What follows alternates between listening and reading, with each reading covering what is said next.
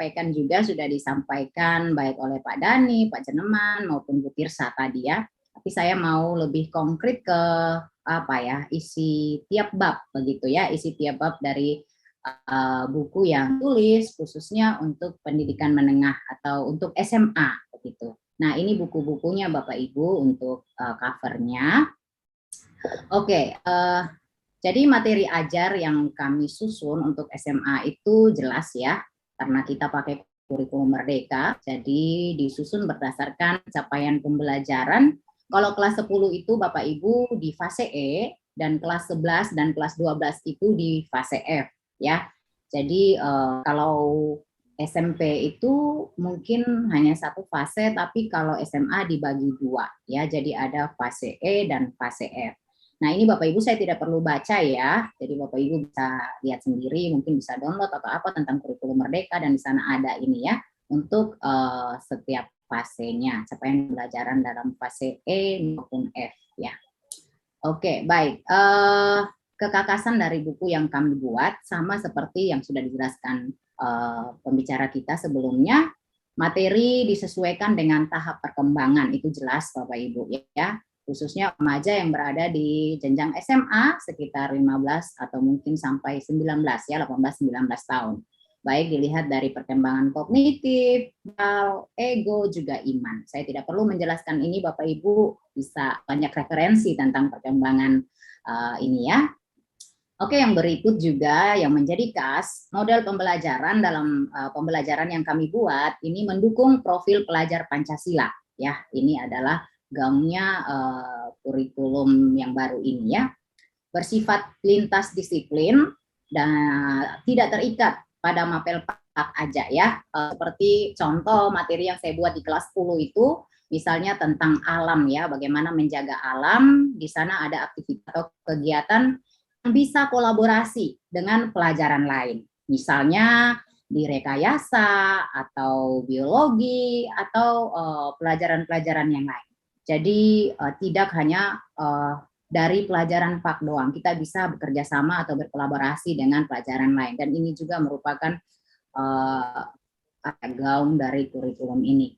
Model pembelajaran melibatkan murid dalam proses mengamati dan memikirkan solusi terhadap permasalahan di lingkungan sekitar. Ya, itu udah jelas ya. Kemudian penekanan pada profil pelajar Pancasila sangat terlihat dalam pendalaman materi. Nanti Bapak Ibu bisa lihat ya. Sudah tahu bersama Pancasila itu apa saja: beriman, mandiri, berpikir kritis, kreatif, bergotong royong, juga kebinekaan global. Nah, ini dilihat dari semua dari aktivitas-aktivitas yang ada dalam pendalaman materi. Ya, kebanyakan hampir semua, walaupun tidak semua ya, khususnya di yang kami susun itu kerjasama atau kelompok. Bapak Ibu di situ buat kegiatan kelompok bukan supaya meminimalkan kita koreksi ya. Bapak Ibu saya orang lapangan ya, jadi saya tahu bagaimana di lapangan itu ya, kalau buat tugas pribadi, aduh capek banget koreksinya. Dan ternyata kalau kita buat kelompok, ya kadang berpikir supaya lebih mudah untuk koreksi, tapi sebenarnya bukan itu tujuannya. Yang paling mendasar adalah bagaimana supaya anak-anak kita bisa belajar bekerja sama dengan teman yang lain. Dan itu sangat kelihatan di buku yang kami buat ini. Kemudian setiap pembelajaran itu disusun berpusat pada kebutuhan peserta didik. Ya jelas ya, kurikulum merdeka ini ya. Dan terkait dengan konteks kehidupan nyata dari peserta didik. Ya, jadi pengalaman-pengalaman atau fakta-fakta yang terjadi di lapangan. Contohnya saya tidak tampilkan di sini Bapak Ibu ya. Misalnya terkait tokoh yang menerima Kalpataru misalnya ya.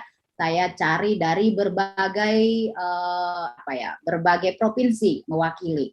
Ada yang dari NTT, ada yang dari Sumatera, ada yang dari Maluku. Jadi supaya anak-anak kita tahu ya bahwa ternyata ya orang-orang ini diangkat. Jadi sesuai dengan kehidupan nyata dari tempat masing-masing. Ya, itu beberapa yang menjadi khas dalam buku yang kami buat. Dan saya akan masuk ke setiap pembelajaran ya, isinya apa aja. Ini tadi juga sudah disinggung sama Bu Tirsa, Pak Jeneman begitu ya. Tapi saya tekankan lagi kembali. Yang pertama itu dalam setiap pembelajaran ada sub capaian pembelajaran. Bapak Ibu, kalau ini dulu kita sering sebut indikator, kita dulu sebelumnya indikator. Tapi sekarang di kurikulum Merdeka itu sub capaian pembelajaran. Sub capaian pembelajaran ini dibuat berdasarkan capaian pembelajaran yang sudah disiapkan pemerintah. Sub capaian pembelajaran yang buat siapa? Kita, penulis. Ya, kita penulis. Fungsinya untuk apa? Supaya membatasi materi yang akan khas, biar tidak kemana-mana. Ya, dan tentunya harus berpusat atau berporos pada capaian pembelajaran yang sudah disiapkan oleh pemerintah. Yang kemudian kedua ada persiapan. Di dalam persiapan itu macam-macam, Bapak Ibu, bisa dilakukan PPA ya, atau ada doa atau pujian. Bapak Ibu, ini sangat penting sekali kita lakukan dalam setiap kegiatan pembelajaran di kelas agama atau PAK.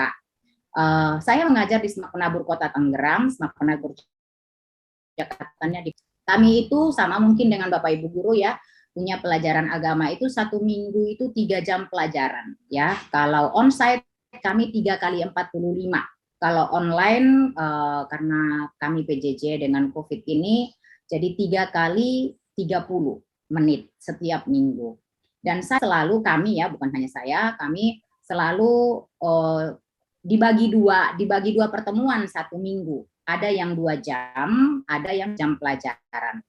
Yang 2 jam pelajaran pasti ada renungan. Ya, susunannya ya nyanyi dulu, terus doa pembukaan, terus baca firman dan renungan. Kami siapkan renungannya, terus kemudian doa penutup. Ketika doa penutup nanti ada yang didoakan jika ada yang sakit, yang ada pergumulan dan lain sebagainya. Nah, kenapa ini penting Bapak Ibu? Ini pembiasaan yang harus kita biasakan untuk anak-anak kita, ya. Apalagi di kota besar dengan penuh kesibukan dan lain sebagainya, kebiasaan untuk berdoa untuk saat teduh itu sudah memang jarang begitu Bapak Ibu ya. Jadi dalam kelas kita lah kita punya power untuk membiasakan anak-anak kita. Dan saya senang di buku Andi ini ciri khasnya buku Andi ya, dari zaman almarhum Budin juga, waktu kami juga dengan beliau, ini selalu ada. Setiap jam pelajaran harus dimulai dengan doa atau sekalian dengan ada renungan ya. Itu Bapak Ibu ya, dan saya bersyukur untuk ini karena saya lihat di buku-buku yang lain tidak semuanya, di buku cetak yang lain bahkan sempat juga di buku pemerintah saya tidak melihat bahwa di awal pembelajaran ada persiapan seperti ini. Kemudian ada pendahuluan. Di pendahuluan itu ada brainstorming, bisa games, pertanyaan reflektif ya. Tapi Bapak Ibu sekali lagi ini hanya ini yang disediakan, tapi bukan berarti untuk mematikan kreatif Bapak Ibu ya. Bapak Ibu bisa dengan berbagai yang lain juga. Terus kemudian berikut materi. Ya tentu materi sudah disesuaikan dengan konteks dan perkembangan zaman, lebih lagi perkembangan teknologi ya saat ini. Bahkan di salah satu materi di kelas 11 kalau saya lihat sudah diangkat juga tentang metaverse ya. Saat ini memang kami dunia sudah diperhadapkan dengan dunia metaverse. Jadi saya senang sekali karena juga sempat rekan menulis yang kelas 11 itu mengangkat tentang hal ini ya. Kemudian perspektif biblis serta teologis ya sesuai dengan pokok bahasan tentunya. Kalau buku yang dulu Bapak Ibu kurikulum 2013 mungkin Bapak Ibu yang pakai bisa lihat dipisahkan untuk bahan Alkitabnya biasanya di bagian belakang. Tapi sekarang enggak. Buku yang baru dengan kurikulum yang baru yang kami buat ini menyatu dengan materi, jadi tidak dipisahkan lagi ya. Terus tentu dikaitkan dengan karakter bangsa dan juga spiritualitas Kristen. Dan setiap materi ada aplikasi yang konkret bagi siswa ya, karena semua kan berpusat pada siswa. Kemudian di pendalaman materi Bapak Ibu ini memperhatikan 5M ya, sudah jelas seperti ini, dan juga memakai model pembelajaran PBL, project based learning, problem based learning, discovery learning, inquiry learning. Dan ini sangat terlihat baik di awal pendahuluan juga di pendalaman materi. Kemudian ada respon kreatif ya, ini tadi sudah dijelaskan oleh Bu Tirs juga Bapak Ibu, anak-anak itu sangat membutuhkan respon kita ya. Jangan kan anak-anak kita aja senang ya Bapak Ibu ya kalau dipuji ya. Anak-anak gitu ya. Jadi mari kita belajar untuk menghargai apapun yang mereka lakukan di dalam kelas. Ya, berikanlah pujian, berikanlah respon. yang kami buat di buku itu modelnya bermacam-macam. Tapi sekali lagi tidak harus mengikuti itu, Bapak Ibu punya kreativitas sendiri, silakan dikembangkan. Penutup ada rangkuman, merangkum semuanya materi dalam pembelajaran itu, terus ada karakter quotes, dan ini yang sangat ini berbeda dari buku yang sudah kami tulis juga dengan Budin begitu ya. Ini ada tempat khusus ya. Nah, karakter quotes ini mendukung materi yang sudah dibahas dalam bab tersebut.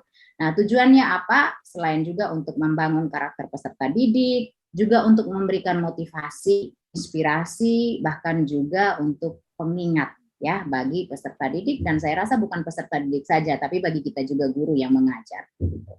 Nah, Bapak Ibu, sebentar ya, ini menurut saya setiap isi dari setiap pembelajaran atau bab ini sangat membantu kita Bapak Ibu guru di lapangan dalam penyusunan RPP.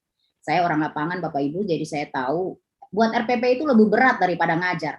Ya sih, ya pusing kita gara-gara RPP. Tapi buku yang kami buat dengan penerbit Andi ini sangat membantu, ya sangat membantu Bapak Ibu untuk susun RPP. Tinggal bagaimana Bapak Ibu menyesuaikan.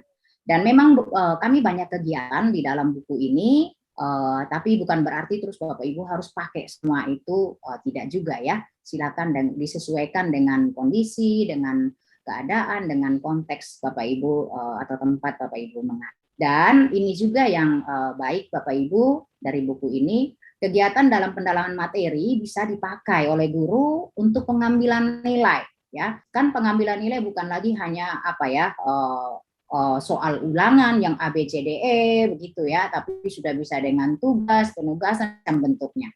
Dan kegiatan-kegiatan dalam pendalaman materi yang kami susun itu Bapak Ibu bisa pakai untuk penilaian sikap, penilaian pengetahuan, juga penilaian keterampilan ya, yang tentunya sesuai dengan capaian pembelajaran. Jadi Bapak Ibu, menurut saya secara pribadi ya, saya orang lapangan, saya sangat apa ya, Bapak Ibu nggak rugi kalau beli buku ini, Wah. Sekalian promosi ya Bapak Ibu ya.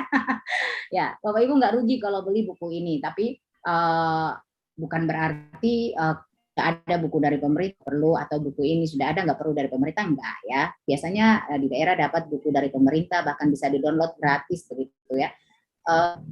Bisa dipakailah sebagai salah satu referensi untuk Bapak Ibu mengajar.